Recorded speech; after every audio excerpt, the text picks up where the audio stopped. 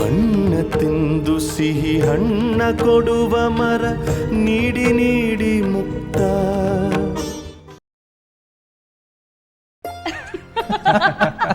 Good one.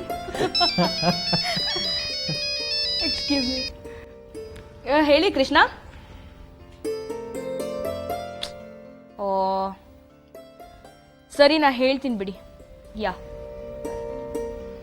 ಕೃಷ್ಣಾನಂದವ್ರು ಬರೋದು ತುಂಬ late ಆಗುತ್ತಂತೆ, ಸಾರಿ ಹೇಳ್ಬಿಡಿ ಅಂತ ಹೇಳ್ತಾ ಇದ್ರು. ಸಾರಿ ಅಲ್ಲ, ಯಾಕೆ ಪರವಾಗಿಲ್ಲ, ಇಟ್ಸ್ ಆಲ್ ರೈಟ್. ಸರಿ, ಹಾಗಾದ್ರೆ let's get started. Oh sure, ಬನ್ನಿ ಪ್ಲೀಸ್. ಈ ಕೃಷ್ಣ ಯಾವಾಗಲೂ ಹೀಗೆ ಲಾಸ್ಟ್ ಮಿನಿಟಲ್ಲಿ ಪ್ರೋಗ್ರಾಮ್ಸ್ ಎಲ್ಲ ಚೇಂಜ್ ಮಾಡಿಬಿಡ್ತಾರೆ. Is always busy, you know. ಕೂತ್ಕೊಳ್ಳಿ. ಬನ್ನಿ ನಚಿಕೇತ್. Thank you. ಟೀ ತಗೊಂಬನ್ನಿ. ನಿಮ್ಮದು ಕೃಷ್ಣಾನಂದ್ ಅವ್ರದ್ದು ಲವ್ ಮ್ಯಾರೇಜಾ? ಒಂಥರ ಲವ್ ಮ್ಯಾರೇಜು, ಒಂಥರ ಅರೇಂಜ್ಡು.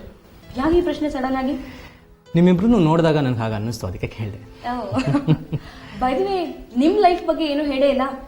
ಏನು ಮಾಡ್ತಾರೆ ನಿಮ್ಮ ವೈಫು? ನಾನಿನ್ನೂ ಮದುವೆ ಆಗಿಲ್ಲ ದೇವೇನಿ. ಓ, ಮೋಸ್ಟ್ ಎಲಿಜಿಬಲ್ ಬ್ಯಾಚುಲರ್. ಅಲ್ಲ, ಯಾಕಿನ್ನೂ ಮದುವೆ ಆಗಿಲ್ಲ? ಒಳ್ಳೆ ಹೆಸರು ಮಾಡಿದ್ದೀರಿ, ಒಳ್ಳೆ ದುಡ್ಡು ಮಾಡ್ತಾ ಇದ್ದೀರಿ, ಮದುವೆ ಆಗ್ಬಿಡತ್ತಾನೆ. ಈಗಿನ ಕಾಲದಲ್ಲಿ ಏಜ್ ಬಾರ್ ಆಗೋದ್ರೆ ಹುಡುಗಿರ್ ಸಿಗೋದು ಸಖತ್ ಕಷ್ಟ.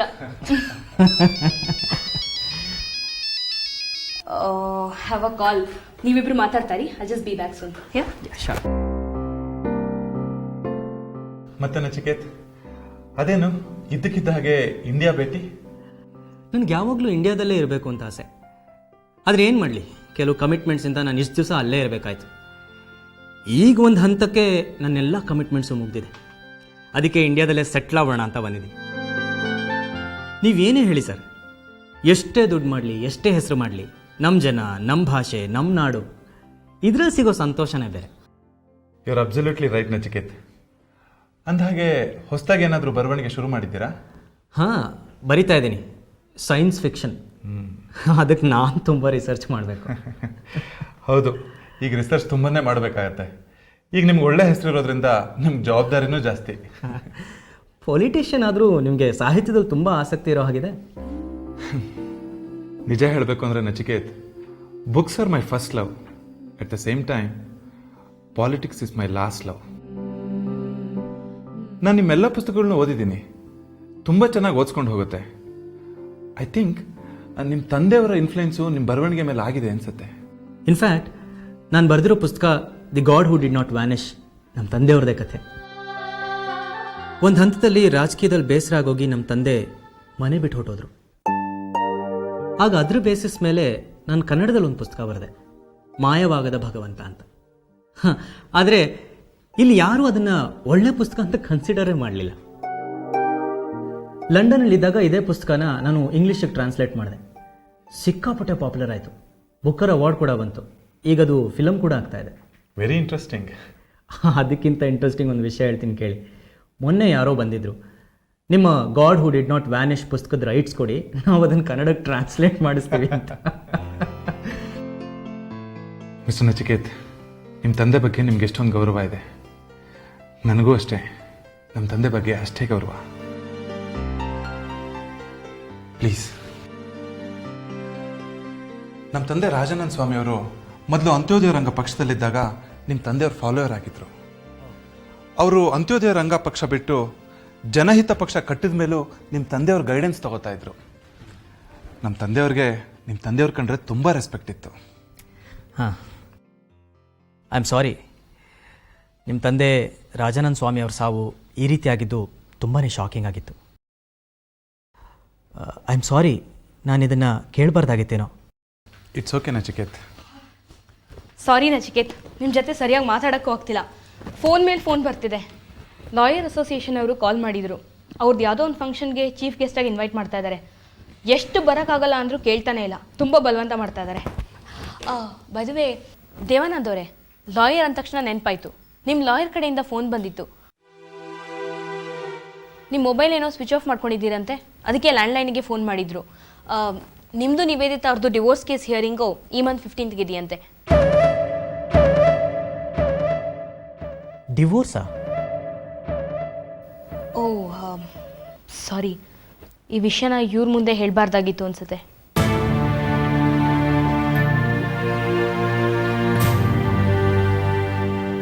It's okay Devyani. ಡೈವರ್ಸ್ ಆಗ್ತಾ ಇರೋದೇ ನಿಜ ಇರಬೇಕಾದ್ರೆ ಅದರಲ್ಲಿ ಮುಚ್ಚಿಡೋದೇನಿದೆ?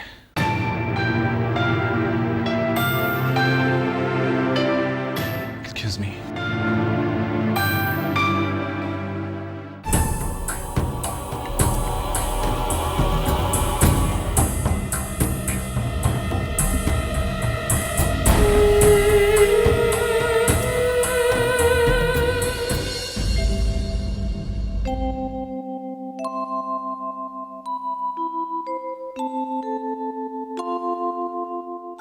ಇದನ್ನೆಲ್ಲ ಸ್ವಲ್ಪ ನೀಟಾಗಿ ಕಟ್ ಮಾಡಪ್ಪ. ಹೇಗೇಗೋ ಬೆಳ್ಕೊಂಡಿದ್ದೆ ನೋಡು.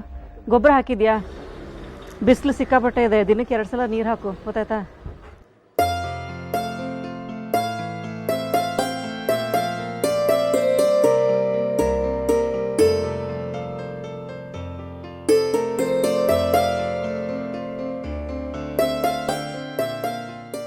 ನಮಸ್ಕಾರ ಮೇಡಮ್. ನಮಸ್ಕಾರ.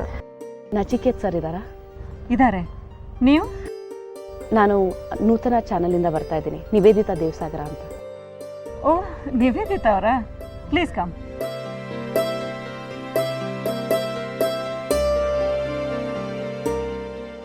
ಕೂತ್ಕೊಳ್ಳಿ.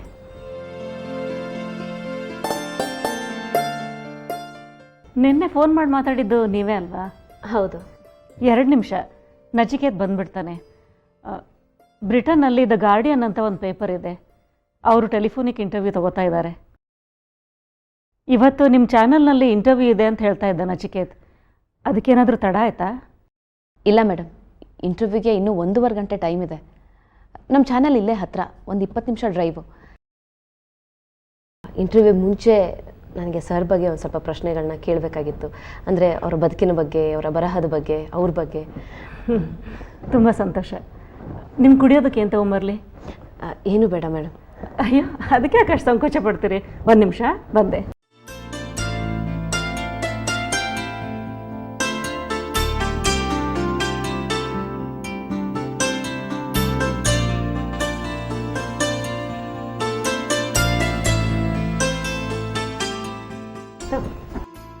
Thank you.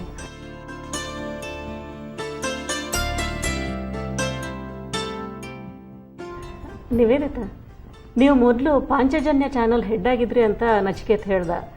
ಪ್ರೋಗ್ರಾಮ್ಸ್ ತುಂಬ ಚೆನ್ನಾಗಿ ಬರ್ತಾಯಿತ್ತು. Thank you madam. ನಾನು ಆ ಚಾನಲ್ಗೆ ರಿಸೈನ್ ಮಾಡಿ 3 ತಿಂಗಳಾಯಿತು. ಓ, ಯಾಕೆ ರಿಸೈನ್ ಮಾಡಿದ್ರಿ? ಅದೇನಾಯಿತು ಅಂದರೆ... ಓ, ನಿವೇದಿತಾ ಮೇಡಮ್, ಯಾವಾಗ ಬಂದ್ರಿ? ಒಂದು 10 ನಿಮಿಷ ಆಯಿತು ಸರ್. ಅಮ್ಮ, ಕುಡಿಯೋಕೆ ಏನಾದ್ರು ಕೊಟ್ಟಿಯಾ ಅವ್ರಿಗೆ? ಈಗಷ್ಟೇ ಆಯಿತು. ಇಂಟರ್ವ್ಯೂ ಇರೋದು 11 ಗಂಟೆಗಲ್ವಾ? ಹೌದು ಸರ್. ಆದರೆ ಅದಕ್ಕಿಂತ ಮುಂಚೆ ತಮ್ಮ ಬಗ್ಗೆ, ತಮ್ಮ ಬರಹದ ಬಗ್ಗೆ, ತಮ್ಮ ಬದುಕಿನ ಬಗ್ಗೆ ತಿಳ್ಕೋಬೇಕು, ಒಂದು ಸ್ವಲ್ಪ ಮುಂಚೆ ಬರ್ತೀನಿ ಅಂತ ಹೇಳಿದ್ನಲ್ಲ. ಅಯ್ಯೋ, most welcome Nivedita madam. In fact ನಾನೇ ನಿಮ್ಮನ್ನು ಮನೆಗೆ ಕರಿಬೇಕು ಅಂದ್ಕೊಂಡಿದ್ದೆ. ಪರಿಚಯ ಆದ ತಕ್ಷಣ ನೀವು ಮನೆಗೆ ಬನ್ನಿ ಅಂದರೆ ಏನು ಅನ್ಕೋತಿರೋ ಅಂತ ಸುಮ್ಮನೆ ಅದೇ. ಹೋದ ವಾರ ತಾನೇ ನೀವು ಬರೆದಿರೋ ಪುಸ್ತಕ ಓದಿದೆ, the God who did not Vanish. ಅದ್ಭುತವಾದ ಇಮ್ಯಾಜಿನೇಷನ್ ನಿಮ್ಮದು. ಅದರಲ್ಲಿ ಬರೋ ಮುಖ್ಯ ಪಾತ್ರ ಭಗವಾನ್. ತುಂಬ ಚೆನ್ನಾಗಿದೆ ಕ್ಯಾರೆಕ್ಟರೈಸೇಷನ್. ಹೇಗೆ ಈ ಪಾತ್ರನ ಸೃಷ್ಟಿ ಮಾಡಿದ್ರೆ ನೀವು? ರಿಯಲ್ ಲೈಫಲ್ಲಿ ಏನಾದರೂ ಈ ಥರ ಪಾತ್ರನ ನೋಡಿದ್ದೀರಾ? ಆ ಪಾತ್ರನ ನೋಡ್ತಾ ನಾನು ಬೆಳೆದೆ ಅಂದರೆ ನೀವು ನಂಬ್ತೀರಾ? ವಾಟ್? ಅಂದರೆ ಈ ಭಗವಾನ್ ಅನ್ನೋ ಕ್ಯಾರೆಕ್ಟರ್ ಮಾಡೋ ಪವಾಡಗಳನ್ನ ನೀವು ನಿಜವಾಗ್ಲೂ ನೋಡಿದ್ರಾ? ಆ ಪವಾಡಗಳನ್ನು ನೋಡಿಲ್ಲ, ಆದರೆ ಆ ಪಾತ್ರನ ತುಂಬ ಹತ್ತಿರದಿಂದ ನೋಡಿದ್ದೀನಿ.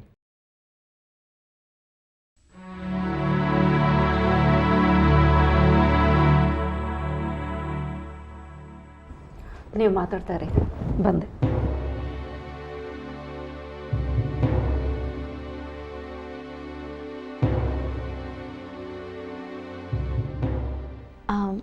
ಸರ್, ನೀವು ಆ ಭಗವಾನ್ ಪಾತ್ರದ ಬಗ್ಗೆ ಹೇಳ್ತಾ ಇದ್ರಿ. ಹಾಂ, ಐ ಆಮ್ ಸಾರಿ. ಆ್ಯಕ್ಚುಲಿ ಆ ಭಗವಾನನ್ನ ಹೆಸರಿಟ್ಟಿದ್ದು ನಮ್ಮ ಹಳ್ಳಿಯವರು. ಓ, ದಟ್ಸ್ ವೆರಿ ಇಂಟ್ರೆಸ್ಟಿಂಗ್.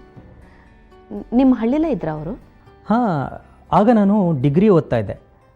ನಮ್ಮ ಹಳ್ಳಿಯಿಂದ ಸುಮಾರು 5-6 ಕಿಲೋಮೀಟ್ರ್ ದೂರದಲ್ಲಿ ಒಂದು ಗುಹೆ ಇದೆ. ಒಬ್ಬರು ಸನ್ಯಾಸಿ ಅಲ್ಲಿ ಒಬ್ಬರೇ ಕೂತು ಧ್ಯಾನ ಮಾಡ್ತಾಯಿದ್ರು. ಹಳ್ಳಿಯವರೆಲ್ಲ ಅಲ್ಲಿ ಹೋಗಿ ಅವ್ರಿಗೆ ನಮಸ್ಕಾರನೂ ಮಾಡ್ತಾಯಿದ್ರು. ಒಂದು ದಿವಸ ನಮ್ಮ ಹಳ್ಳಿ ರೈತ ಒಬ್ಬ ಭತ್ತ ಮಾರಿದ ದುಡ್ಡು ತೊಗೊಂಡು ಹಳ್ಳಿಗೆ ವಾಪಸ್ ಬರ್ತಾಯಿದ್ದ. ಆ ಭತ್ತ ಮಾರಿದ ದುಡ್ಡಲ್ಲೇ ಅವನ ಮಗಳನ್ನ MBBS ಓದಿಸ್ಬೇಕು ಅಂದ್ಕೊಂಡಿದ್ದಂತೆ. ಅದಕ್ಕೆ ಅವನು ಅಪ್ಲಿಕೇಶನ್ ಕೂಡ ತಂದುಬಿಟ್ಟಿದ್ದ. ಬಸ್ಸಲ್ಲಿ ಬರ್ತಿದ್ದಾಗ ಅವ್ನು ದುಡ್ಡಿನ ಚೀಲನ ಯಾರೋ ಕದ್ಬಿಟ್ಟಿದ್ದಾರೆ. ಬಸ್ ಇಳಿದ ಮೇಲೆ ದುಡ್ಡಿನ ಚೀಲ ಇಲ್ದಿರೋದು ನೋಡಿ ಗಾಬರಿ ಆಗ್ಬಿಟ್ಟಿದ್ದಾನೆ ಅವನು. ಇವನು ಅಳ್ತಾ ಕೂತಿದ್ದಾಗ ಆ ಸನ್ಯಾಸಿ ಅಲ್ಲಿಗೆ ಬಂದ್ರಂತೆ. ಯಾಕೆ ಅಳ್ತಾ ಇದೆಯಾ ಅಂತ ಕೇಳಿದಾಗ ಅವ್ನು ಹೇಳಿದ್ದನ್ನು ಕೇಳಿ, ನಿನ್ನ ದುಡ್ಡು ಎಲ್ಲೂ ಹೋಗಲ್ಲ, ಸಿಗುತ್ತೆ ಅಂತ ಹೇಳ್ಬಿಟ್ಟು ಹೊಟ್ಟೋದ್ರಂತೆ. ಇವ್ರು ಹೇಳಿದ 10 ನಿಮಿಷದಲ್ಲಿ ಆಟೋದಲ್ಲಿ ಒಬ್ಬ ಬಂದ್ಬಿಟ್ಟು, ತಗೊಳ್ಳಿ ನಿಮ್ಮ ದುಡ್ಡಿನ ಚೀಲ, ಬಸ್ಸಲ್ಲಿ ಸಿಕ್ತು ಅಂತ ಹೇಳ್ಬಿಟ್ಟು ಕೊಟ್ಟನಂತೆ. ಇದಾದಮೇಲೆ ಎಷ್ಟೋ ಜನ ಅವ್ರ ಕಷ್ಟಗಳನ್ನ ಈ ಸನ್ಯಾಸಿ ಹತ್ರ ಹೇಳ್ಕೊಂಡ್ಮೇಲೆ ಒಂದು ಪವಾಡದ ಥರ ಸರಿ ಹೋಗ್ಬಿಡೋದಂತೆ. ಇದಾದಮೇಲೆ ಜನ ಎಲ್ಲ ಅವ್ರನ್ನ ಭಗವಾನ್ ಅಂತ ಕರೆಯೋದಕ್ಕೆ ಶುರು ಮಾಡಿದ್ರು. ನನ್ನ ಕಾದಂಬರಿಲಿರೋ ಭಗವಾನ್ ಅನ್ನೋ ಪಾತ್ರ ಇವ್ರನ್ನ ನೋಡೇ ಸೃಷ್ಟಿ ಮಾಡಿದ್ದು ನಾನು. ನಚಿಕೇತ್ ಸರ್, ನೀವು ತುಂಬಾ ಪುಣ್ಯವಂತರು. ಇಂಥ ಮಹಾತ್ಮರನ್ನ ಇಷ್ಟೊಂದು ಹತ್ರದಿಂದ ನೋಡಿದಿರಲ್ಲ. ಈ ಭಗವಾನ್ ಈಗಲೂ ನಿಮ್ಮ ಹಳ್ಳಿಲಿದ್ದಾರಾ? ಹಿಮಾಲಯಕ್ಕೆ ಹೋದ್ರು ಅಂತ ಕೆಲವ್ರು ಹೇಳ್ತಾರೆ, ಆದರೆ ಕೆಲವರು ನಾವು ಹಳ್ಳಿಲೇ ನೋಡಿದ್ದೀವಿ ಅಂತಲೂ ಹೇಳ್ತಾರೆ.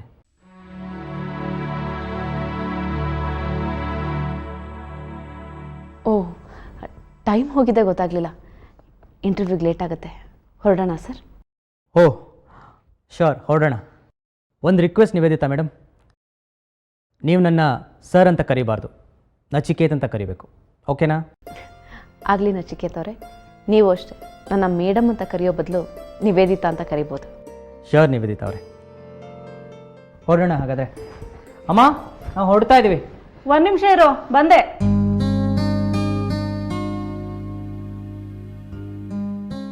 ಮೊದಲನೇ ಸಲ ಮನೆಗೆ ಬರ್ತಾ ಇದ್ದೀರಿ, ಕುಂಕುಮ ತಗೊಳ್ಳಿ.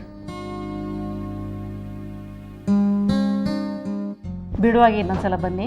ಖಂಡಿತ ಬರ್ತೀನಿ ಮೇಡಮ್, ಬರ್ತೀನಿ. ಸರಿ, ಬರ್ತೀವಮ್ಮ. ಹಾಂ.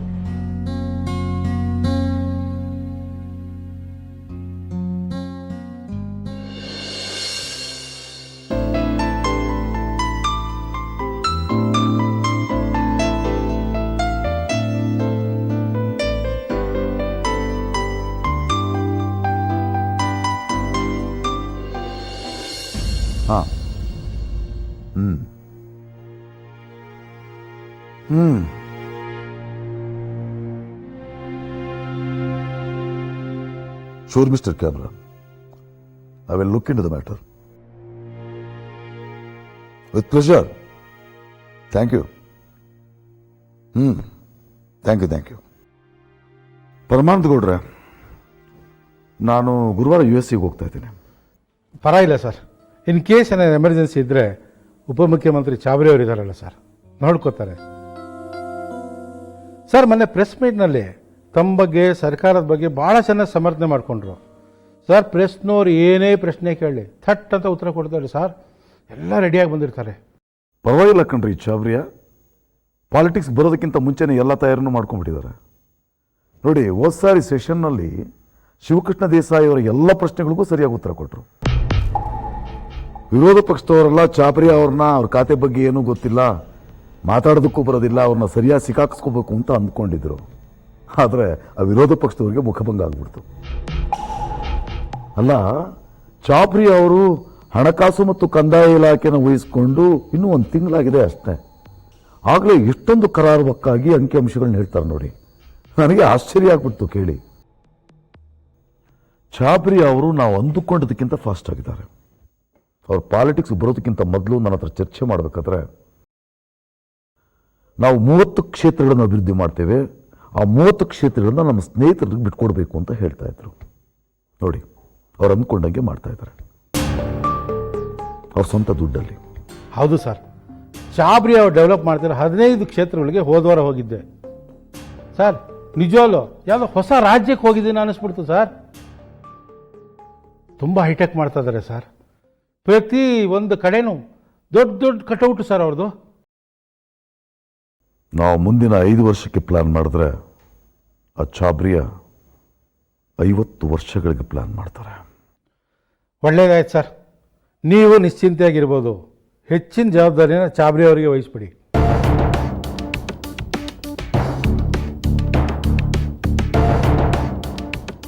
ಪ್ರಮಾಣದ ಗೊಂಡ್ರೆ ಸ್ವಲ್ಪ ಇಂಟೆಲಿಜೆಂಟಾಗಿ ಯೋಚನೆ ಮಾಡ್ರಿ.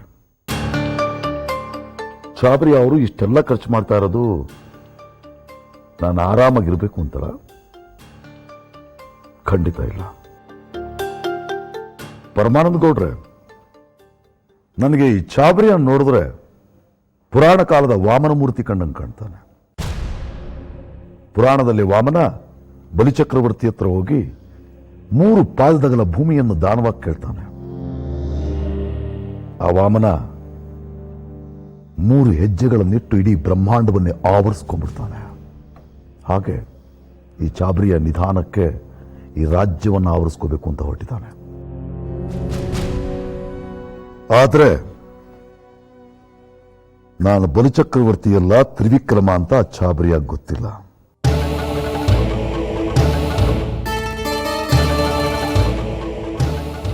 ಸರ್, ನಿಮ್ಮ ನೋಡೋಕ್ಕೆ ನಮ್ಮ ಪಾರ್ಟಿ ಕೆಲವು MLAಗಳು ಬಂದಿದ್ದಾರೆ ಸರ್. ಯಾರ್ಯಾರು? ಸರ್, ಕೃಷ್ಣಕುಮಾರ್ ಇದರಿಂದ ರೂರಲ್ ಕೃಷ್ಣ ಬಂದಿದ್ದಾರೆ, ಮತ್ತು ಹೇಮಕುಮಾರ್ ಅವರು ಬಂದಿದ್ದಾರೆ ಸರ್. ಕಳಿಸಿ ಹೊರಗಡೆ.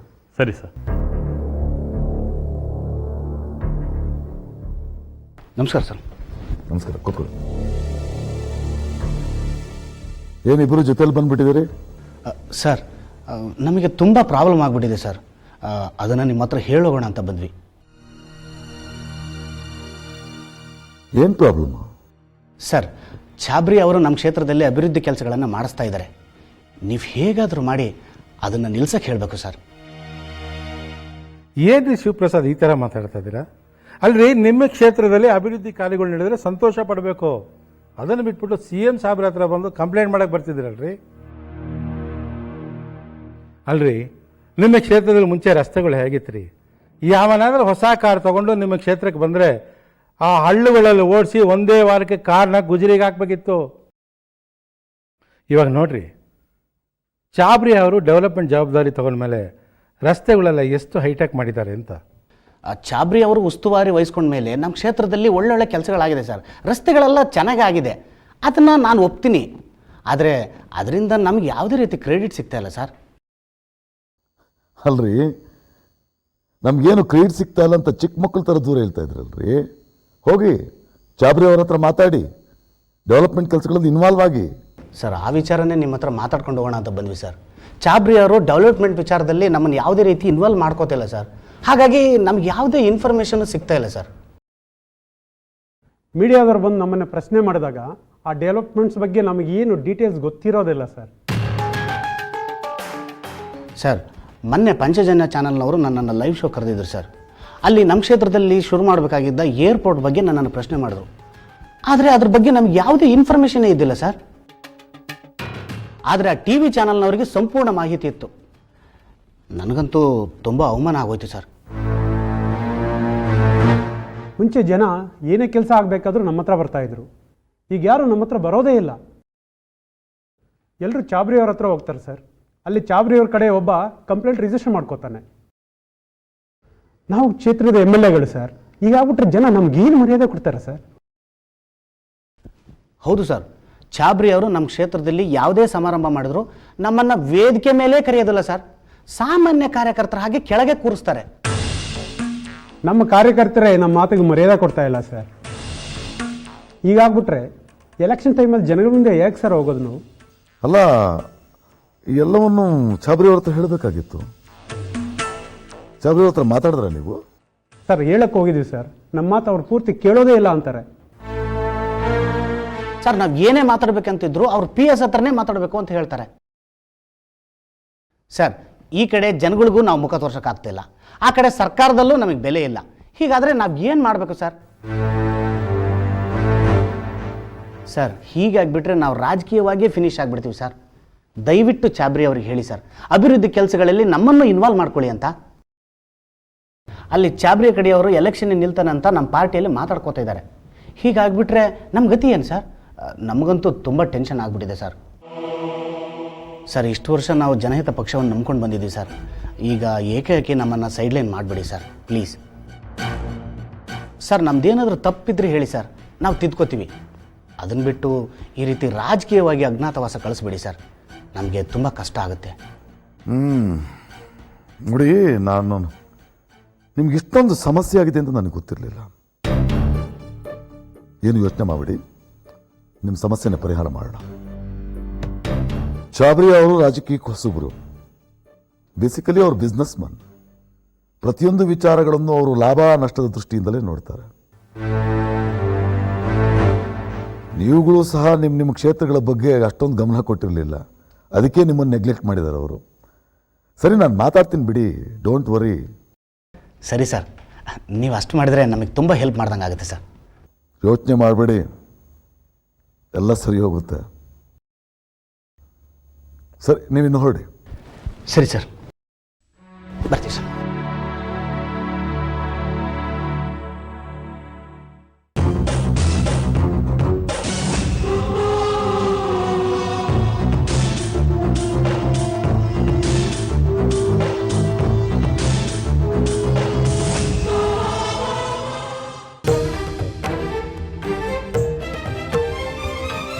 ಭೂಮೊಗವಾಡದ ಇರಿಯುವ ಮುಳ್ಳೆ ಎಲ್ಲಿವರೆಗೆ ನಿನ್ನಾಟ. ಭೂಮೊಗವಾಡದ ಇರಿಯುವ ಮುಳ್ಳೆ ಎಲ್ಲಿವರೆಗೆ ನಿನ್ನಾಟ. ಬೆಳಕಿನ ಕೂಸಿಗೆ ಕೆಂಡದ ಹಾಸಿಗೆ ಕಲಿಸಿದೆ ಜೀವನ ಪಾಠ.